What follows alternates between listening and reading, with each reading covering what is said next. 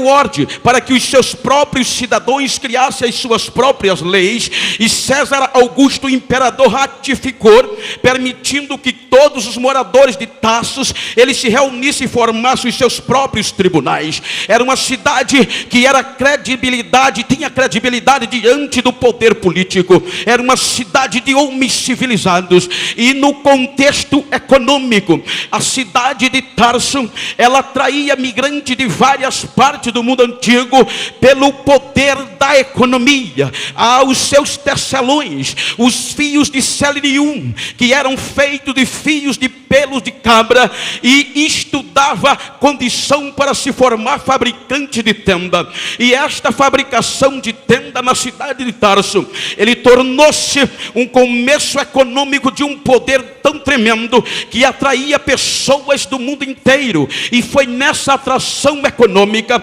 que a família de Saulo, um benjamita, um fariseu, judeu, hebreu de promessa, ele partiu para a cidade de Tarso antes do nascimento de Saulo, para granjear, para dar melhor sustento à sua família, pois o poder econômico da cidade de Tarso, ele dava condição de uma aposta, de uma aplicação para rendimentos futuros. E esta cidade, ela sobressaía pelo seu nome e por todos os seus acontecimentos. A história nos diz que nesta região, todo o mundo antigo, todas as grandes metrópoles, elas se concentravam no Mediterrâneo, elas se concentravam junto ao mar. E foi neste contexto aonde 3 nações sobressaíam: a Roma, por conta do império e da lei; a Grécia, por conta da erudição e da filosofia; e Israel, por conta da religião. Mas estas 3 nações, no seu poderio, não pode tirar a necessidade de retorno, a necessidade de um avivamento no sentido cultural, social, econômico e político desta cidade. Foi neste contexto histórico que nasce Saulo de Tarso, num bairro judeu da cidade de Tarso. E quando Saulo nasce, os irmãos sabem, nós sabemos que todos os judeus, todos os hebreus, os seus rabinos, eles ensinavam, e o pai de Saulo cumpria à risca todo o ponto da lei de Moisés. E nesta oportunidade havia um ditado entre os rabinos de Israel, que quando a criança completasse 5 anos, era obrigação do pai formar nele um ofício e uma profissão. E foi neste contexto que Paulo aprendeu a profissão do seu pai, porque o ditado rabínico dizia que se o pai não ensinasse uma profissão ao seu filho, ele torna-se ladrão, porque quem não trabalha para comer, pega o que é dos outros, dizia o ditado rabino em toda a terra dos hebreus. E a verdade é que aí Paulo começa a se especializar desde a tenra idade em fabricação de tenda, porque qualquer fabricante de tenda que tivesse origem na cidade de Tarso, ele já tinha o seu futuro garantido, era recebido e conceituado em todo o mundo da época. E o segundo sonho, o segundo desejo, a segunda norma que o pai de Saulo aplicou, era fazer de Paulo um grande mestre da lei de Moisés, um grande homem, um homem respeitado, um homem que não temesse responder e que se tornasse mais um homem poderoso na cidade de Tarso. Então a Bíblia diz que quando Paulo ele completa a sua idade, a história confirma isto, que quando Paulo completa 13 anos, era a idade que qualquer jovem hebreu, ele teria autonomia de si próprio e podia aprender a lei de Moisés. Foi aí que a família junta toda a economia, que o pai de Saulo, como qualquer pai que nós somos, ele tem e vê o futuro do seu filho, ele aplica, ele se esquece dele para ver o sucesso e o futuro brilhante do seu filho. Então diz a história que o pai de Saulo aplicou toda a economia e enviou Paulo para estudar na melhor escola de Israel, ou Jerusalém, diante do maior rabino da época, chamado Gamaliel. Então Paulo é enviado com os 14 14 anos começa a sua idade. E segundo Paul Gardner, ele diz que Paulo era 10 anos aproximadamente mais novo do que Jesus. Isso implica dizer, quando Paulo começou a estudar a lei aos pés de Gamaliel, na escola de Gamaliel, Jesus estava com aproximadamente 24 anos de idade. E a cultura acadêmica da época afirmava que se qualquer estudante quisesse se tornar um perito, quisesse se tornar um especialista na lei de Moisés e alcançar o respeito, teria que no mínimo estudar 10 anos no seu currículo ao pé da letra. E quando Paulo começa a se formar e se especializando, aprendendo cada ponto da lei de Moisés,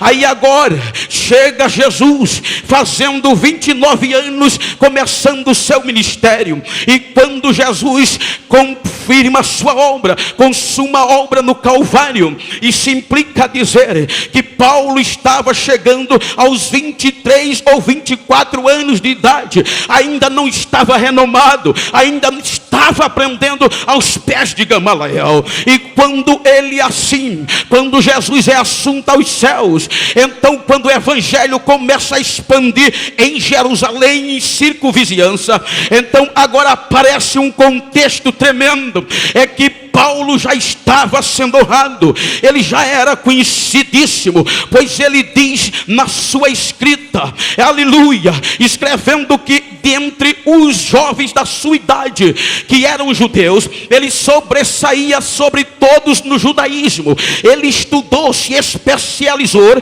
para se tornar um fariseu de carteirinha. E o ponto principal que ele adere é contra as seitas que possivelmente poderia aparecer. Então aí há o motivo da perseguição contra os nazarenos, conhecido assim na época em Jerusalém. E quando na oportunidade começa o evangelho disseminar, o evangelho a explodir a todo Jerusalém e circunvizinhança, então Paulo ou Saulo agora, com a descendência de Saul, Saulo agora, ele recebe toda a autoridade, ele se prontifica, tinha curso acadêmico, tinha anel no dedo, tinha preparação acadêmica para defender qualquer outra aplicação que lhe forjasse a lei ou os pontos da lei de Moisés. Então ele se especializa nisso e começa a perseguição aos seguidores de Jesus. Então Saulo viajava, pegava a carta de autoridades dos sacerdotes judaicos, do Sinédrio. Ele era uma autoridade aprovada, ele era uma autoridade que saía, diz a Bíblia, que assolava os irmãos. A palavra assolar quer dizer destruir. Ele entrava nas igrejas, arrastava os nazarenos, conhecido assim em Jerusalém. Ele fechava a porta de congregação, ele batia forte em tudo que se chamava Jesus, ao ponto que ele, em uma daquelas viagens, se achou tão operante, tão poderoso, que pede carta ao sumo sacerdote para ir mais além na cidade de Damasco, porque o evangelho estava pegando fogo lá. E é nesta viagem que ele sai com carta de autoridade para fechar a igreja, para assolar a igreja cristã em Damasco. E no meio do caminho, aí é a surpresa que Jesus lhe aparece e chama pelo seu nome hebraico: Saulo, Saulo, porque você me persegue. Acontecem os acontecimentos. Agora Saulo chega em Damasco já convertido, orando e jejuando. E o que eu acho bonito de Jesus, irmão, é que ele acredita nos anônimos, porque até aqui Ananias não tem história na Bíblia. O mesmo Jesus que cegou a Paulo, o mesmo Jesus que cegou e fez Saulo cair no chão, ele poderia repartir, podia recuperar a sua visão, mas ele disse: não, ele vai ter que saber que os meus anônimos têm poder do céu para fazer milagre. Aí diz a Ananias: vai na rua chamada direita, lá tem um homem na casa X, no número X, é Saulo de Tarso.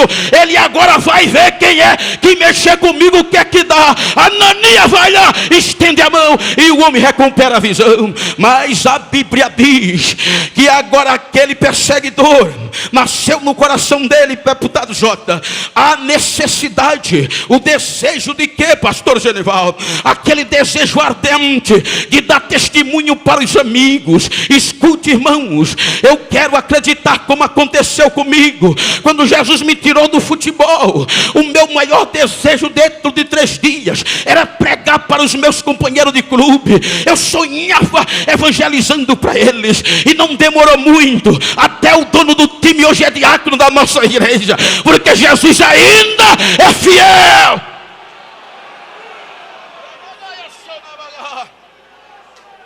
Escute. Agora Saulo, com esse desejo ardente, depois de recuperado, ele começou a entrar na sinagoga. Foi para aprender, mas agora estava pregando o evangelho. Estava dizendo o testemunho de Jesus nas sinagogas de Damasco.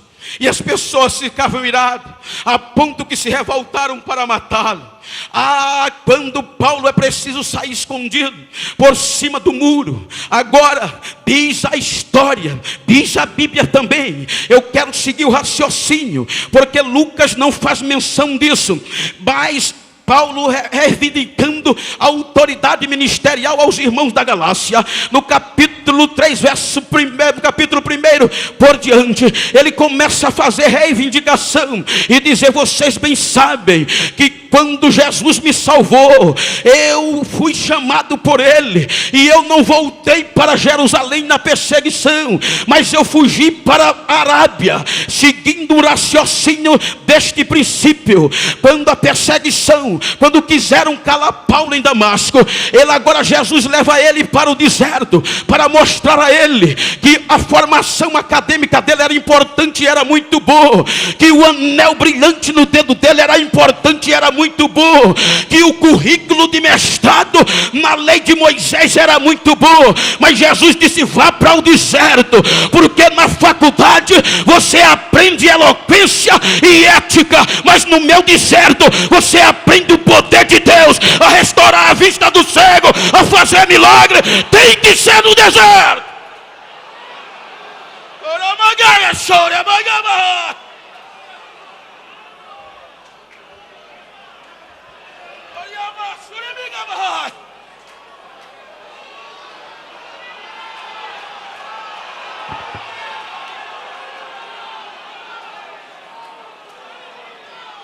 Olha para quem está ao teu lado, diga: o poder de Deus.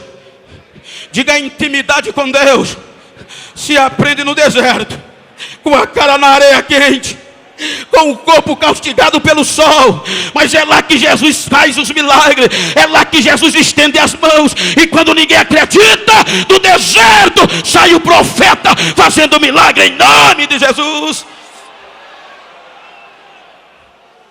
Eu quero acreditar, com a permissão do nosso mestre, pastor Antônio Gilberto e doutor, que nesse período de anos no deserto, o sonho de Paulo, ele dá a entender em Gálatas, que era voltar para Jerusalém, para pregar para os companheiros de faculdade, para pregar nas sinagogas de Jerusalém. Mas ele mesmo diz que depois de 3 anos do deserto, ele não vai para Jerusalém, volta para Damasco. Mas de Damasco ele diz que vai para Jerusalém em Atos, em Gálatas, para ver a Pedro. Era o sonho, irmão. Quem é que não quer pregar em Jerusalém? Vocês se sentem como eu estou me sentindo aqui hoje?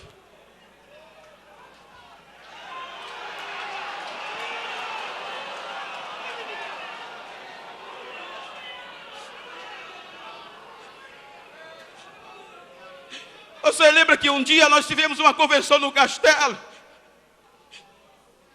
E quando eu fui entrar, alguém disse: não tem mais lugar não, pode voltar. Quando eu fui almoçar na casa pastoral há anos atrás, alguém disse: o senhor é evangelista, é pastor? Eu digo: não, então não entra não, vá para a fila, lá para o final.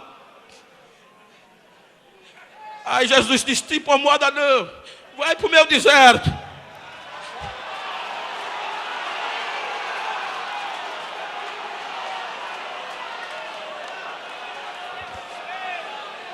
É no deserto que se conhece a Deus, meu irmão. É no deserto que se aprende essas experiências. É no deserto que hoje eu abri a garganta para o meu pastor, confidenciei a ele. É no deserto que ontem quando eu cheguei para almoçar na casa pastoral, melancia, abacaxi, e alguém no meu ouvido: o senhor quer mais, pastor? Quer mais? Quer? Aleluia!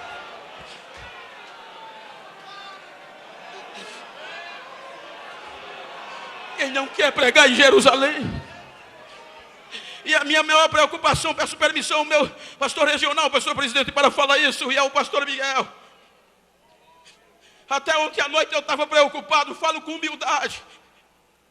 Porque eu digo: Deus, me deram tanta honra, e eu não tenho um terno novo para ir levar.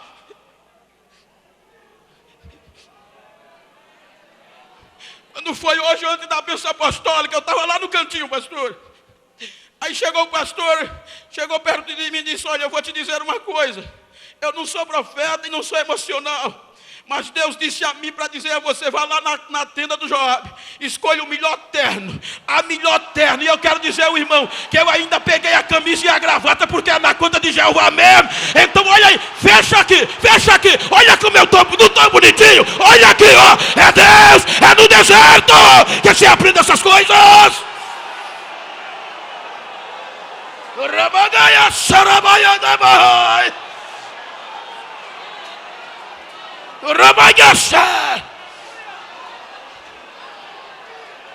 Só que quando Paulo volta para Jerusalém, ele diz que só durou 15 dias, pastor Laércio.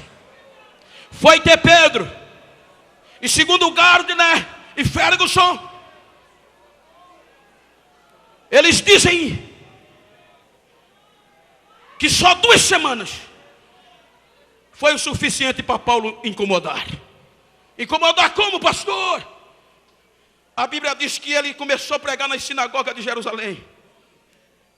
Disputava com os gregos. E os judeus e os gregos disseram: vamos fechar a boca dele, vamos matá-lo. Aí aparece Marco e Barnabé na história, levam para a casa de Marco. E os irmãos, sabendo que todos queriam matar Paulo. Agora o que eu acho bonito é que a Bíblia diz em Atos 9, que os irmãos levaram ele para Cesareia, para embarcar, uma cidade portuária, para embarcar de volta para Tarso. Não estava pronto ainda. Não estava pronto não. Entendeu o mistério aqui, meu irmão?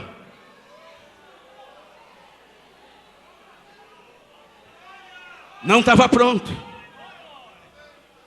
Porque o século 21, pregar é bom, mas o anonimato é boca quente, meu irmão.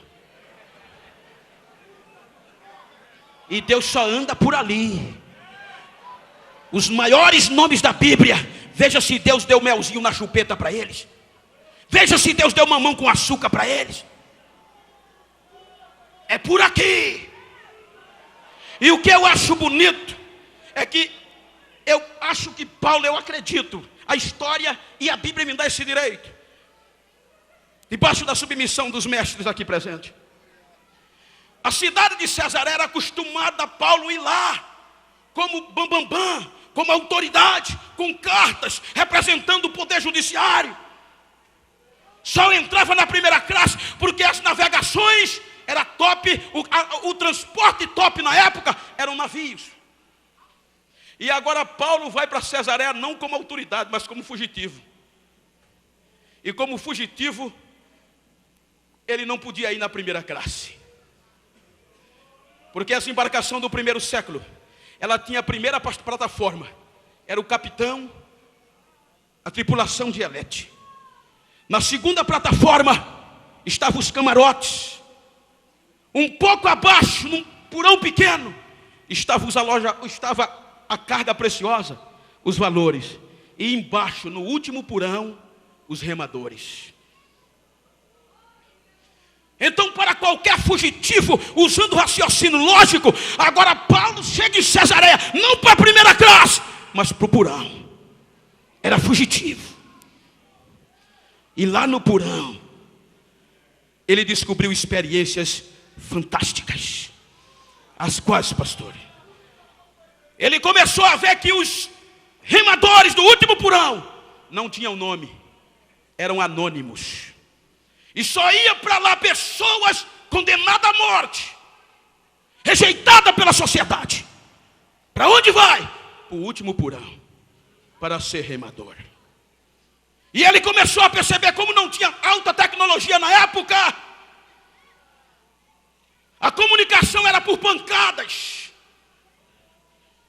E os remadores lá embaixo, se via a primeira pancada, pá! Aí eles entendiam, este é a borda à direita! Mas eu não concordo, a ordem vem de cima. Mas alguém é melhor, não, tem que remar todo igual, a pancada vem de cima.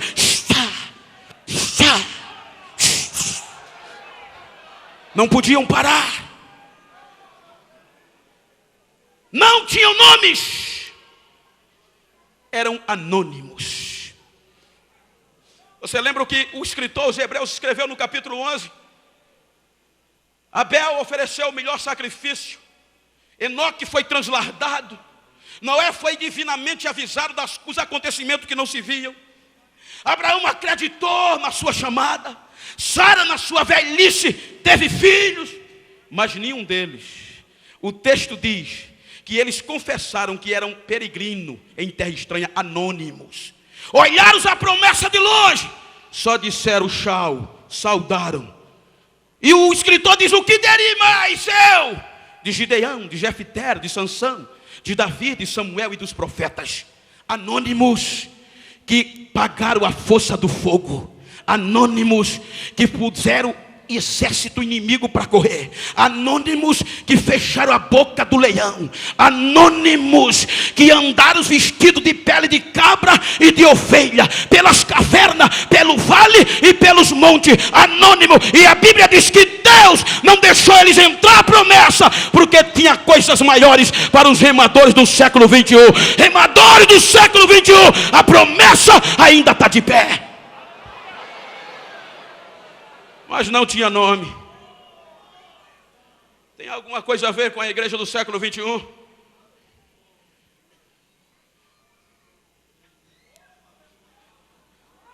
Aonde a mídia, muitos brigam pela mídia, pelo nome estampado na mídia. Aonde eu adquiro um diploma e já não quero mais remar do mesmo lado. Tem alguma coisa a ver quando os interesses estão tentando suprimir a unção.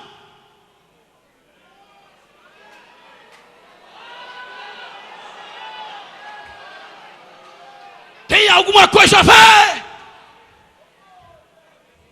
Mas deixa eu profetizar de olho aberto.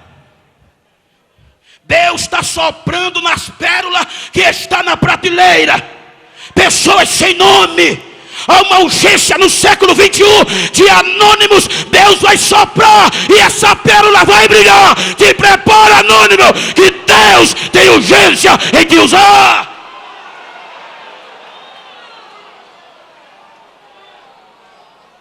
Fui convidado recentemente para pregar em um grande trabalho.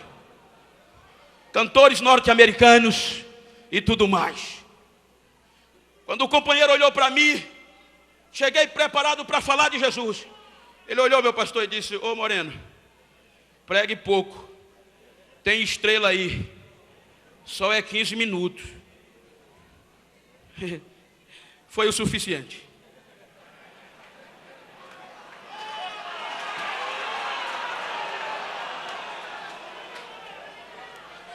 Esqueceram estrela. E foi uma briga. Cada um queria me levar para dormir na casa do outro. Vou levar essa arca para cá. É a unção, meu amado. O nome não quer dizer nada. A urgência é para a unção. Deus está em busca de pessoas que se predisponham a ser cheio da sua unção. Cadê os anônimos cheios de unção aqui? Levanta a mão.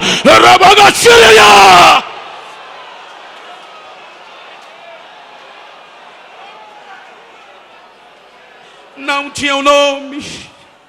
Eram os últimos, pastor Paulo César. Mas tinha certeza que a sua história alguém ia contar depois. E eu quero imaginar debaixo da submissão dos pastores. Já imaginou? Todos nós entrando no céu. E algum crente, por curiosidade, vai dizer: Jesus, quem é aquela ali? Quem é aquela? Eu nunca vi ela engravatado, nunca vi subir num púlpito, nunca vi o nome dele na internet. Ai, como vai ser bonito Jesus dizer: é um anônimo, mas era por ele que você era abençoado.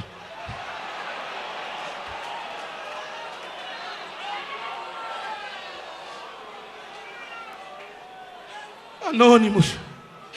Em uma determinada igreja recente, Jesus toda semana salvava o pastor Zé Carlos, curava, fazia maravilhas, toda semana.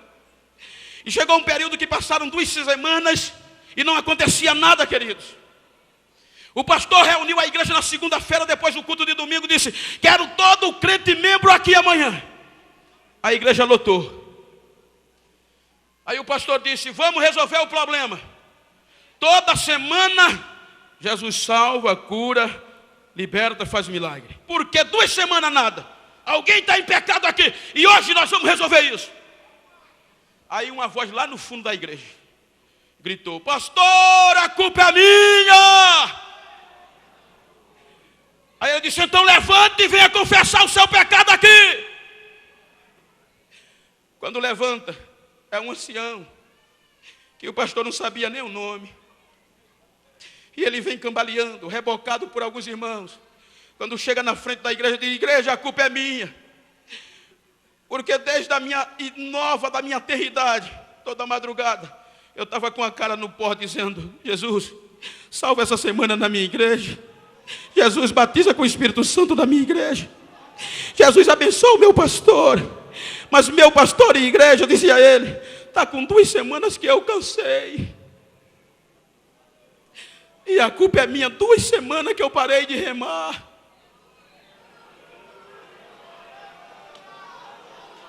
Escute, o avivamento pode acontecer hoje, a começar por esse anônimo que está pertinho de você.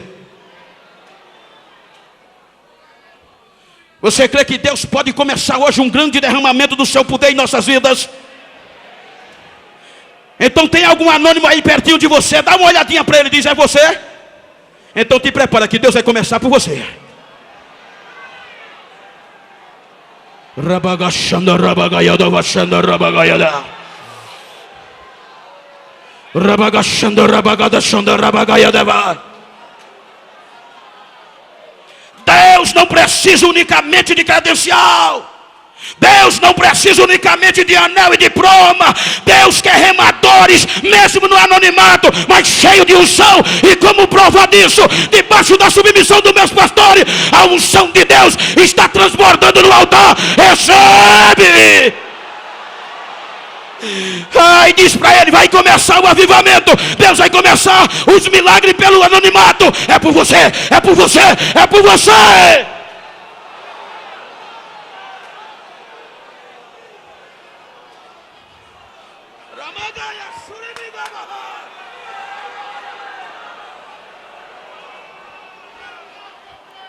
Eu estou me enchendo de unção aqui, com todo respeito à ética e os nobres pastores.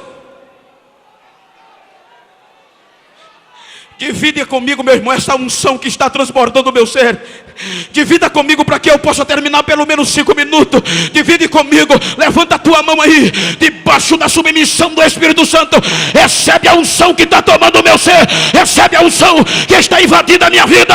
Recebe agora, começa a falar em mistério, seja batizado. Recebe!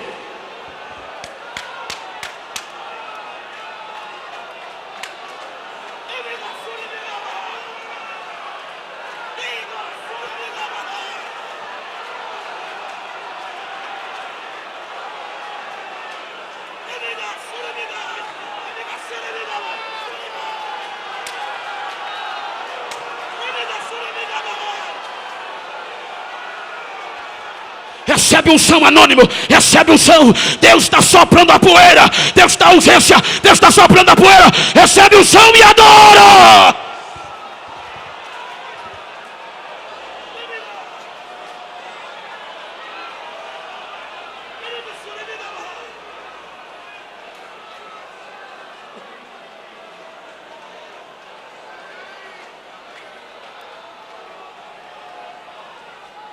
Ramagashara.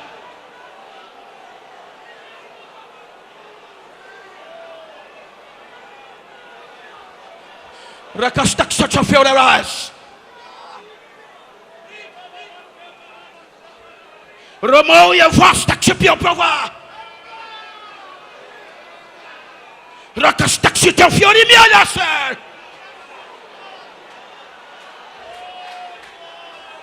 Rapio costa que se te fiori me olhou. Rakastak fry. Ramagastak se te sir.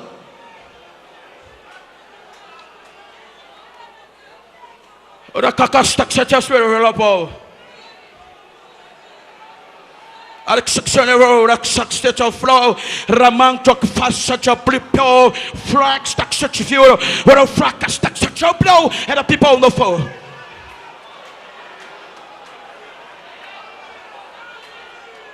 Assim diz o Senhor. Estou confundindo muita gente. Estou confundindo propósitos e mudando trajetórias.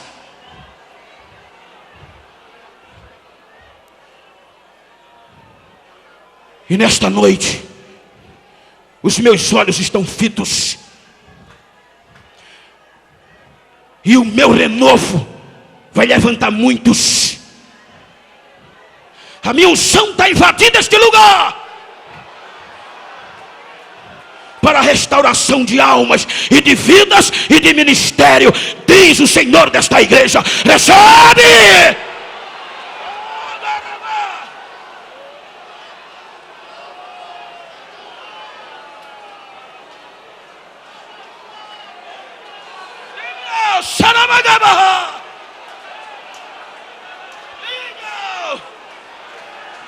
É remar.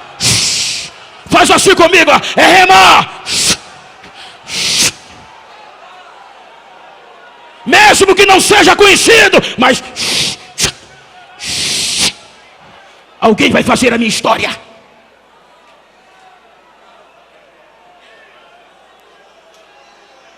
Segunda lição que Paulo viu era que os remadores, pastor Felizardo, tinham as mãos calejadas. As mãos eram calejadas, eram. Jesus disse: quem põe a mão no arado já não pode largar. Sem nome e mão calejadas. A mão doía.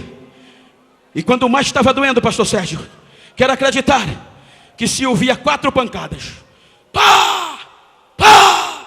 Pá! Pá! Aí a voz bradava: tempestade à vista! Força total! Aí,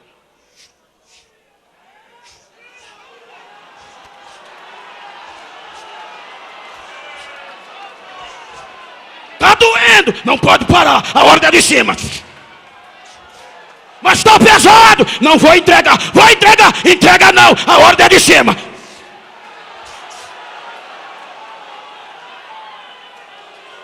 Mão calejadas. E em terceiro, lombos feridos. Eram as 3 características dos remadores do último porão. Não tinha nome. As mãos eram calejadas e os lombos feridos.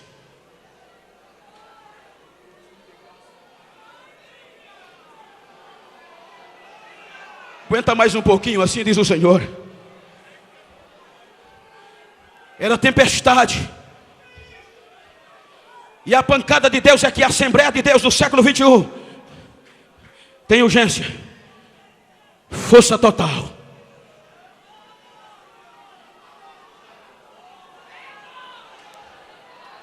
Eu não concordo. A ordem vem de cima, a pancada é de cima. Pá, pá, pá. Mas ninguém me entende. Não pode parar. Jesus disse a Moisés, Deus disse a Moisés, diga ao povo que cinja o lombo, que a viagem é longa. Olha para quem está ao teu lado, está pesada a coisa, meu irmão. Diga, a mão está doendo, o lombo está ferido. Diga, mas a pancada é.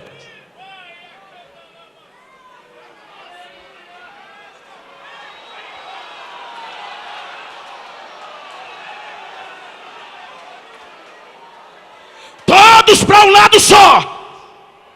Vamos ficar de pé por um instante, vamos, por favor, debaixo da submissão do nosso pastor.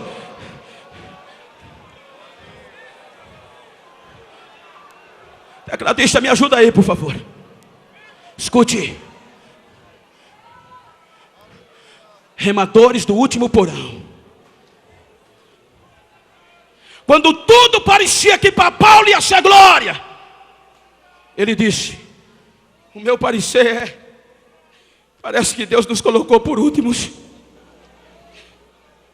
condenados à morte, como condenados à morte, servindo de espetáculo, fome, nudez, açoite, como o lixo do mundo, e sendo escória, a parte mais desprezível do corpo, sendo escória da humanidade.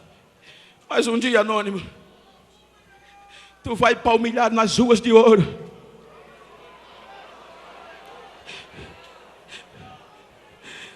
Os calos vão desaparecer, a ferida dos lombos vão sarar, mas a viagem é longa. A viagem é longa. A viagem é longa. Escute. 15 mil cultos. E as pessoas diziam, para preto, para geno. Não posso parar. A caminhada é longa. Os lombos feridos, as mãos calejadas, e o meu nome no anonimato. Mas tinha uma coisa. A tripulação de elite, a carga preciosa, só chegava ao porto seguro por causa do...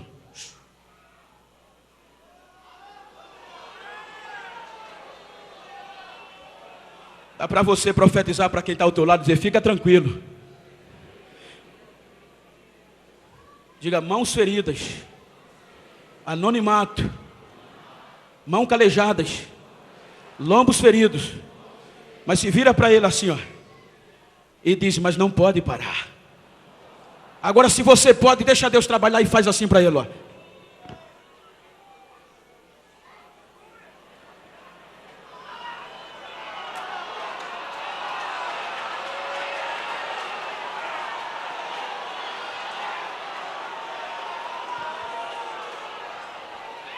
Não pode parar, servo de Deus.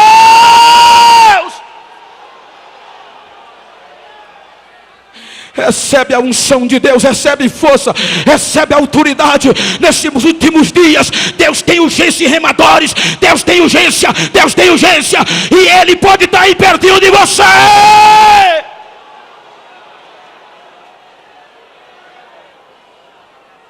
Diga comigo, meu pastor. Mais forte, meu pastor. Meu pastor. Conte comigo. Os lombos estão feridos, mas eu...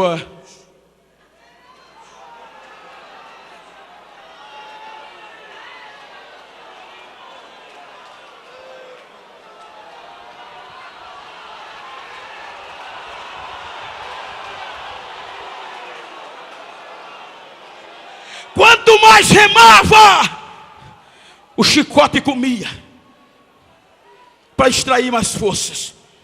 Quanto mais remavam, mais o chicote apertava. E hoje, 2000 anos, nós estamos contando a história. Se preocupa não, alguém vai falar o teu nome. Deus vai fazer assim, ó.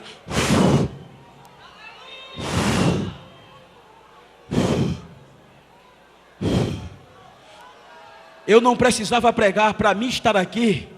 Você já viu aqueles balões de festa, as bexigas? Aqueles balões que enchem?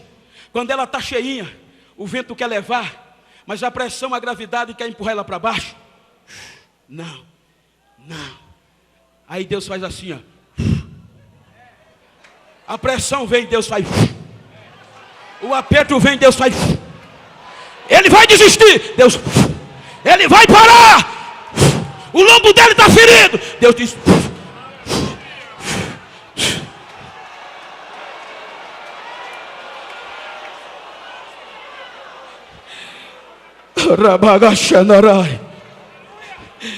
Eu quero ministrar sobre a sua vida, debaixo da submissão dos nossos pastores, na comunhão com Deus. Estenda tuas mãos para o alto, e eu quero ministrar sobre você desde o final até aqui. Recebe a unção de Deus que está sobre mim neste altar. Recebe esta unção de Deus. Recebe a unção de Deus. Esta brasa que está queimando dentro do meu coração. O Espírito Santo me outorga. Recebe aí na palma da tua mão. Vai recebendo a autoridade. Vai recebendo a unção. Vai recebendo o poder para caminhar, para profetizar. Recebe!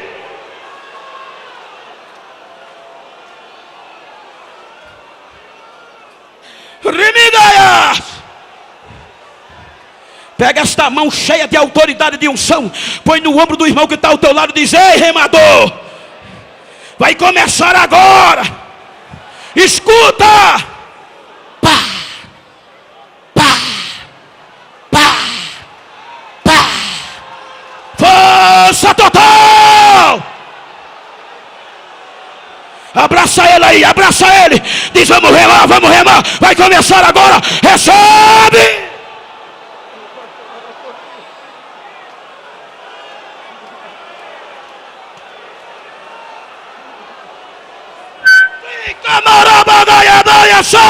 Convidamos aqui o pastor Osvaldo para orar por estas pessoas. Saudamos a igreja com a paz do Senhor Jesus, irmãos. Vocês que estão aceitando Jesus, curve a cabeça, feche os olhos e peçam perdão a Jesus pelos seus pecados. A Bíblia diz que o sangue de Jesus